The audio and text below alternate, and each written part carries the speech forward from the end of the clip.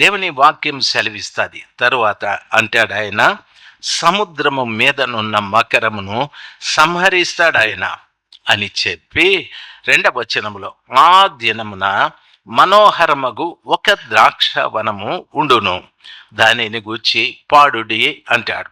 ఆ దినమున మనోహరమగు ద్రాక్ష వనము ఒకటి ఉంటుంది, దాన్ని గూర్చి పాడండి అంటాడు. ద్రాక్ష వనము అంటే సంఘము అని అర్థం. సార్ నన్ను బాగా గమనించాలి. ద్రాక్ష వనం అంటే సంఘం. ఈ సంఘం ఎట్లుండాలంటే మనోహరముగా. మనోహరముగా అంటే సంతోషంగా ఉండాలి అని, సంతోషంగా ఉండాలి అని అర్థం. ఈ ద్రాక్ష వనములో ప్రతి వారు ఒక ద్రాక్ష చెట్టు అయి ఉన్నారు. నేను ఒక ద్రాక్ష చెట్టు, నాని ఒక ద్రాక్ష చెట్టు, రాహేల్ ఒక ద్రాక్ష చెట్టు, శాంతమ్మ ఒక ద్రాక్ష చెట్టు, నాగన్న ఒక ద్రాక్ష చెట్టు. ఈ ద్రాక్ష తోటలో మనమందరం కూడా ఒక్కొక్కరు ఒక ద్రాక్ష చెట్టు అయి ఉన్నాము. హల్లెలూయా. అప్పుడప్పుడు అట్లా సపోర్ట్ చేయండి నాకు. అప్పుడే తిని కూర్చున్న ముద్దుల్లాగా ఉండద్దండి, హుషారుగా ఉండండి. ఒక్కొక్కరు ఒక ద్రాక్ష చెట్టు అయి ఉన్నాం. బైబిల్ చెప్తుంది, అది మనోహరము ఒక ద్రాక్ష వనము ఉండును, దానిని గూర్చి పాడుడి అనుంది, కానీ దానిని గూర్చి ఏడుడి అని లేదు. దానిని గూర్చి పాడుడి, దానిని గూర్చి ఏడుడి అని లేదు. చాలా సంఘాలను గూర్చి చాలామంది ఏడుస్తూ ఉన్నారు. ఏమనో తెలుసా? వీడు డబ్బు తినేసినాడని, వాడు పాస్టర్ గారి మీద తిరగబడతాడని, వీడు పాస్టమ్మ గారిని కొట్టినాడని, వాడు సెక్రటరీని తన్నాడని, వీడు ట్రెజరర్ని వాళ్ళ భార్యను లేపుకొని వెళ్ళిపోయి, ఏవేవో దిక్కుమాలినవి. చర్చ్ అంతా గందరగోళం, గందర్. చర్చ్ అంతా గందరం గోళ. అర్థమవుతుందా పిల్లనా? అర్థమవుతుందా? శాంతక్క, నీ వెనకాల పూలు పిల్లదాన్ని అట్లా లేపు. ఇప్పుడే లేచింది బిడ్డ నిద్ర. దయచేసి గమనించాల్సింది, ప్రార్థన టైంలో థమ్స్అప్ చేసాయి ఒకటెతగా చేస్తుంది. నాకేనేమోనా నీ అంటే ప్రార్థన చేయి, మా నాయనకి ఎతకపోవాలంటుంది నేను. కాబట్టి బైబిల్ సెలవిస్తుంది, మనోహరమైన సంఘమును గూర్చి, ద్రాక్ష వనమును గూర్చి పాడుడి అనాల. అంటే ఒక్కొక్క వ్యక్తిని గూర్చి ఒక మంచి వ్యక్తిత్వం కలిగిన వారుగా ఉంటే పాడుకుంటాం, లేకుంటే ఏడుస్తాం. పాడుడి లేకపోతే ఏడుడి. మన ఇంట్లో సంతోషంగా ఉంటే వంటింట్లో అమ్మ ఏం చేస్తుంది తెలుసా?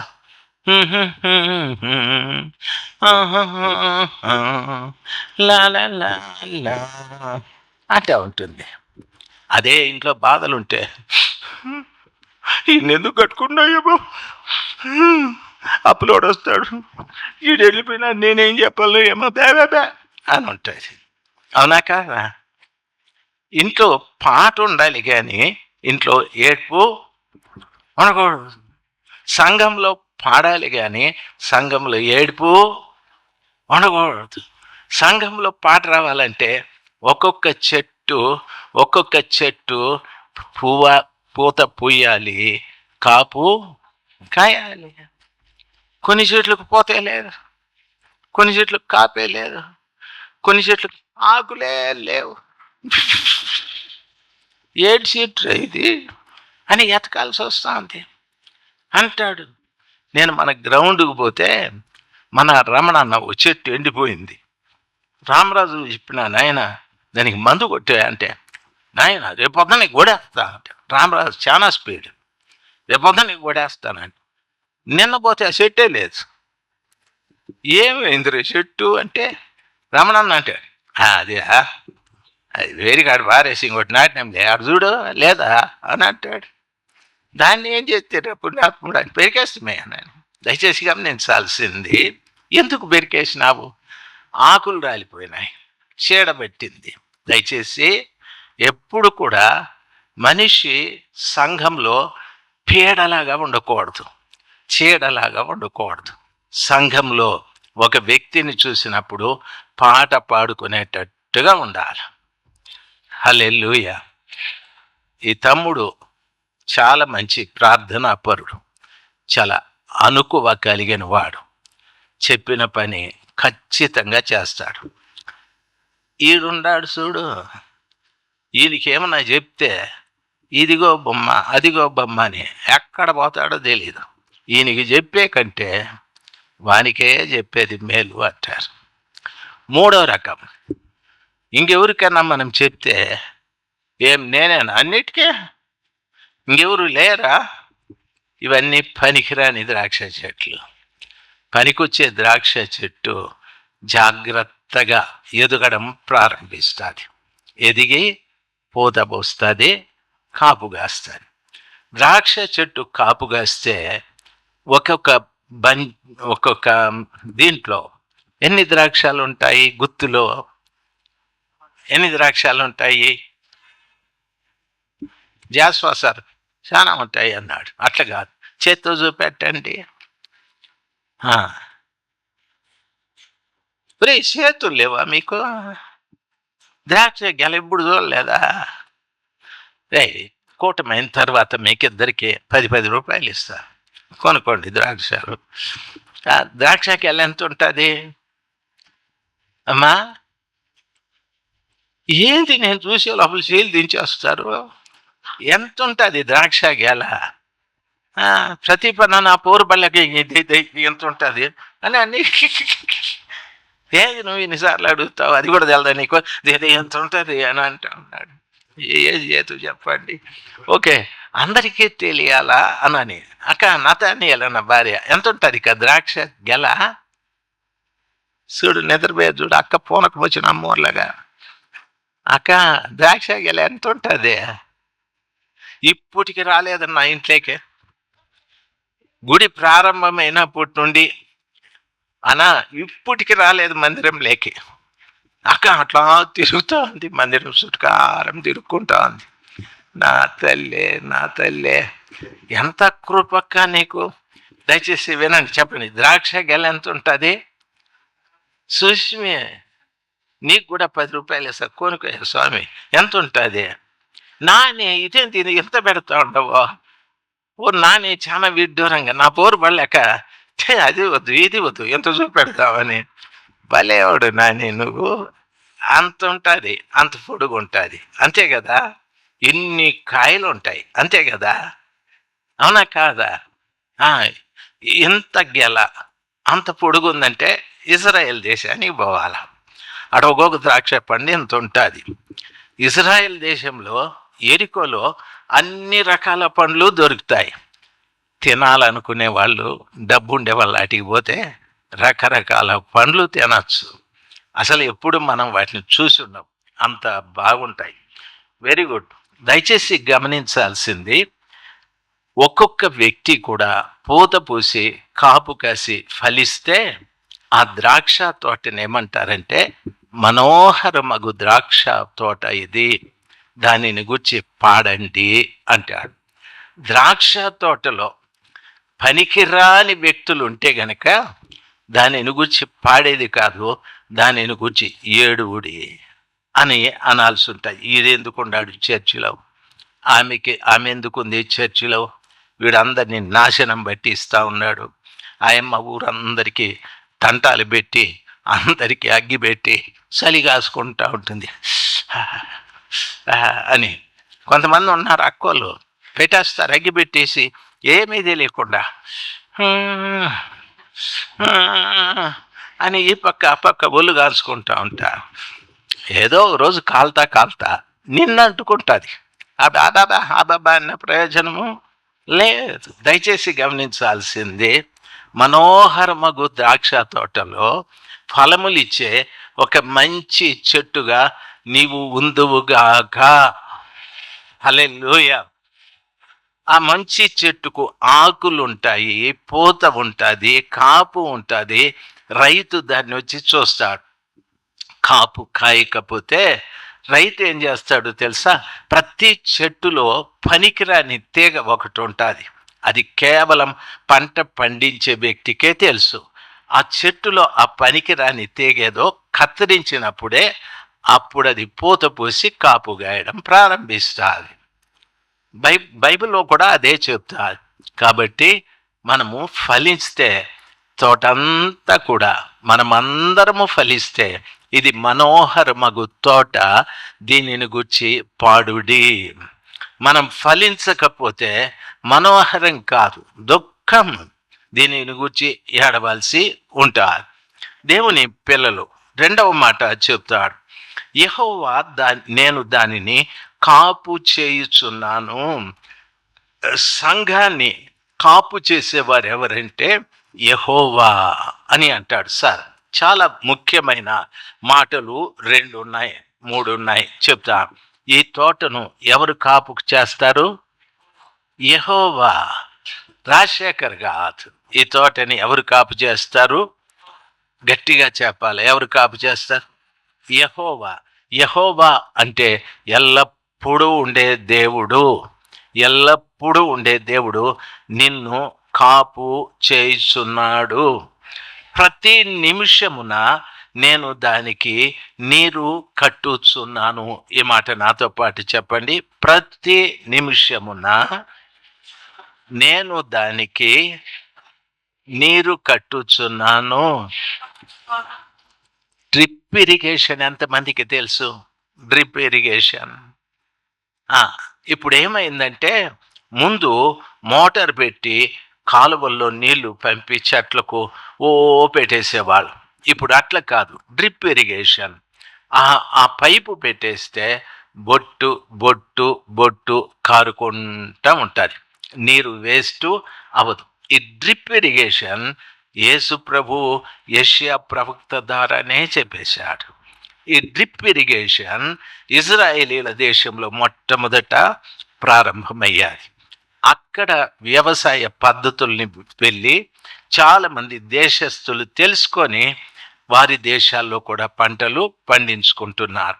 మన దేశంలో కూడా ప్రభు అంటాడు, ఏమంటాడంటే, ప్రతి నిమిషమున నేను దానికి నీరు కట్టుచున్నాను. అంటే ఎవ్రీ మినిట్, ప్రతి నిమిషము, డ్రాప్ బై డ్రాప్, బొట్టు తర్వాత బొట్టు మనకి నీరు సప్లై చేస్తా ఉన్నాడు. హల్లెలూయా. ప్రతి నిమిషం. దాని అర్థమేమి? నీరు అంటే దేవుని వాక్యం, దేవుని ఆత్మ. క్షణ క్షణం ఆ కృపగల దేవుడు ఆయన ద్రాక్ష తోటలో ఉన్న, ఆయన వ్యవసాయం చేసే ద్రాక్ష తోటలో ఉన్న ద్రాక్ష చెట్టుకి నిమిషం నిమిషం వాక్యము, పరిశుద్ధాత్మ ఆయన ఇస్తూనే ఉన్నాడు. హల్లెలూయా. ఆ చెట్టు దేని ద్వారా పెరుగుతుందంటే ఆయన ప్రతి నిమిషము దానికి నీరు కడుతున్నాడు. అంటే ఆయన ఇచ్చేటటువంటి నీటి ద్వారా చిన్న మొక్క, తరువాత అది మొక్క పెరిగి పెద్దదై పందిరి దాకా వెళ్ళి పందిరంతా విస్తరించారు. ఆ నీటి బొట్ల ద్వారానే అది విస్తరించి పూత పూసి గొప్ప కాపు కాసేది. ఆ నీటి బొట్టే ఒక ప్రవాహం రాలేదు ఆ తోటలోనికి, డ్రాప్ బై డ్రాప్, బొట్టు తర్వాత బొట్టు, ప్రతి నిమిషము నేను దానికి నీరు కట్టుచున్నాను. హల్లెలూయా. ఒక గంటకు ఎన్ని నిమిషాలు? చాలా నిమిషాల. అదే కదా, చాలా నిమిషాలంటే నేనేంది చదువుకునింది అని అనిపించింది వంశీ. ఈ చాలా నిమిషాలని ఈ ఆడవాళ్ళు ఏదంటే చెప్పేస్తారా బాబా. ఒక గంటకి ఎన్ని నిమిషాలు? రెడీగా ఉండండి. 2 గంటలకు, 3 గంటలకి 120. 180. పర్వాలేదు, మగవాళ్ళు లెక్కల్లో బాగుండారు. 24 గంటలకి ఎంత కొడకా? మేనేజర్ సార్, జాస్వా డాక్టర్ గారు చెప్తా ఉన్నారు, ఏదో 14 అయినా మళ్ళీ సైలెంట్ అయిపోయా. నిజమానేనా? ఎత్తుకుంటారా క్యాలిక్యులేటర్లో? డాక్టర్ గారు చెప్పినారు ఇక్కడ 1440 నిమిషాలు. అంటే ఈ 1440 నిమిషాల్లో మనకు ఎన్ని నిమిషాలు వాక్యం పనిచేస్తూ ఉంది, ఎన్ని నిమిషాలు దేవుని ఆత్మ మనలో పని చేస్తూ ఉంది? ఎన్ని నిమిషాలు? 5 నిమిషాలు పనిచేసే వాళ్ళు చెయ్యి పైకి ఎత్తండి. ఇట్లా మాటికి చెయ్యొత్తమంటే మేము ఎత్తము. ఇది సరైనది కాదు, మీరు ఇట్లా చెప్పకూడదు అనేటట్టు కూర్చున్నారు మీరంతా. 5 నిమిషాలు పనిచేసే వాళ్ళు చెయ్యి పైకి ఎత్తండి. No result. 10 నిమిషాలు పనిచేసే వాళ్ళు చెయ్యి పైకి ఎత్తండి. No result.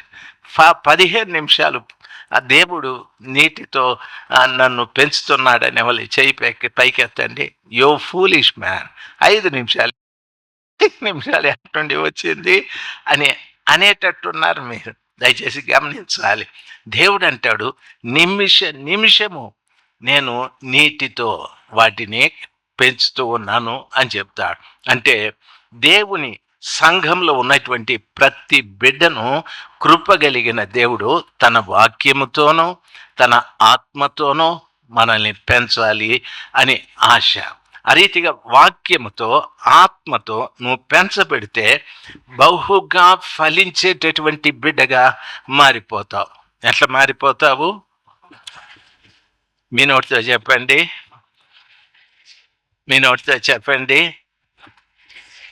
బహుగా ఫలించే బిడ్డగా మారిపోతావు.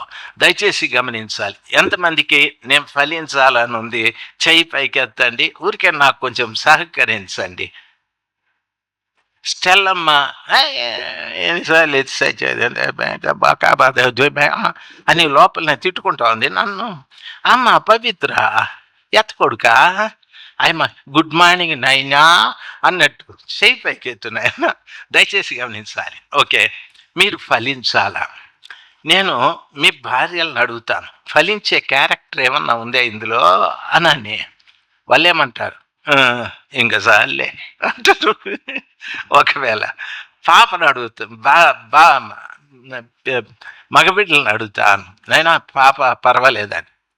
నాయనా ఇట్లాంటిదని తెలిసి ఉంటే నేను నేను నేను బ్రహ్మచారిని అయిపోండేవాడిని అంటాడు. దయచేసి గమనించాలి. Very good. మనము ప్రభువుని ఎరగక మునుపు చెడ్డోళ్ళం. నేను కూడా చెడ్డోని. ప్రభుని ఎరిగిన తరువాత ఒకటేసారి మంచోళ్ళు కాలేం. గ్రాడ్యువల్గా కొంచెమే దేవుడు ఆ చెడు నుండి మనల్ని విడిపిస్తా వస్తాడు. మీకు అర్థమైందా? పాము గరిచింది, విషం పైకి ఎక్కింది.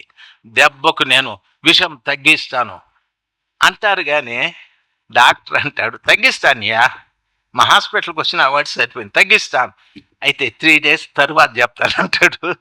ఓయమ్మో, 3 days దాకా మనవని మీద మనకు నమ్మకాలు లేవు. దయచేసి వినాలి. దేవుని సన్నిధానంలోకి వస్తూ ఉంటే చుక్క చుక్కే ఈరోజు ఒక వాక్యం, ఈరోజు కొంత ఆత్మ, ఈరోజు కొంత వాక్యం నీ లోపలికి వెళ్ళి, ఎంత వాక్యం నీ లోపలికి వెళతాదో, ఎంత పరిశుద్ధాత్మ నీ లోపలికి వెళతాదో అంత చెడు బయటకు వస్తూ ఉంటుంది. నేను మిస్టర్ పర్ఫెక్ట్ అనేవాడు ప్రపంచంలో ఎవరు లేరు. బైబిల్ చెప్తాది, నాలో పాపము లేదని చెప్పిన ఎడల దేవుడు అబద్ధికుడగును అంటాడు. దేవుడు అబద్ధికుడా కాదని అంటాడు. నేను అబద్ధికుడను కాను అంటాడు. కాబట్టి నేను పాపినే, మనందరం పాపులమే. అందుకే ప్రభు అంటాడు, నేను దానికి కాపు కాయిచున్నాను. రెండవది, ప్రతి నిమిషము నేను దానికి నీరు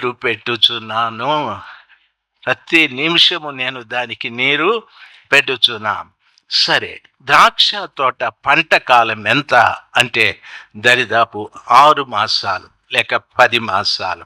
ఒక ఏడాది పంట అనుకుందాం. ఏడాది లోపల ద్రాక్ష చెట్టు పూత పూసి కాపుకొస్తుంది. రైతు చాలా సంతోషిస్తాడు.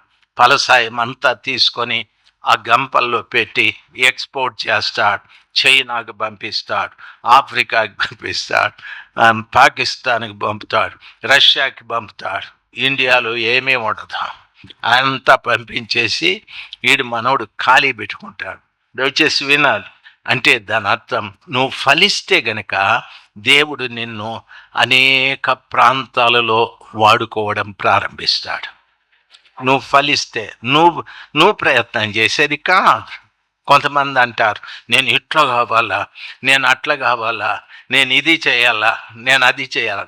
అట్లా నీ అంతకు నువ్వు స్టార్ట్ చేస్తే, ప్రయత్నాలు చేస్తే కంప్లీట్గా అట్టర్ ఫెయిల్ అయిపోతావు. ప్రభువు నిన్ను వాడుకోవాలి. ప్రభువు నిన్ను నాకు ప్రసంగాలు చేసేది రాదు. 8 సంవత్సరాలు నేను కష్టపడ్డా.